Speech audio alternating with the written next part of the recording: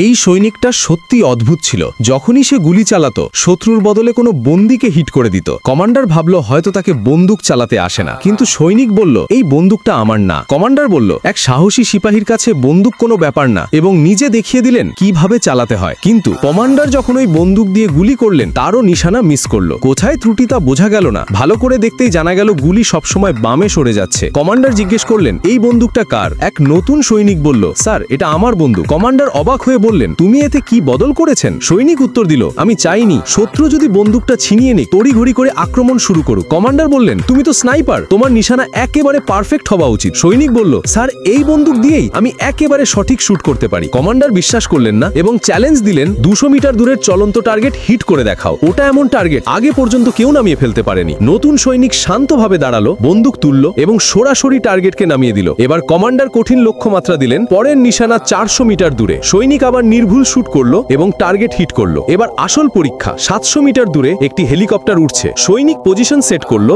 বালি ও বাতাসের খোঁজ নিল, নিখুঁত নিশানা কষে ফায়ার করলো। গুলিটি সোজা গিয়ে পাইলটকে আঘাত করলো। এখন সবশেষ চ্যালেঞ্জ। এক ট্যাঙ্কের ড্রাইভার 1000 মিটার দূরে। ট্যাঙ্কটি দ্রুত দৌড়াচ্ছিল, শুট করা ছিল অনেক কঠিন। সৈনিক এক পাতা ঘাস মুখে চাপিয়ে নিল, ট্যাঙ্কের ভেতরে রাখা পুতুলকে লক্ষ্য করলো, নিঃশ্বাস থামালো, ট্রিগার টেনে দিল, গোলাটি সোজা গিয়ে পুতুলের উপর লেগে গেল।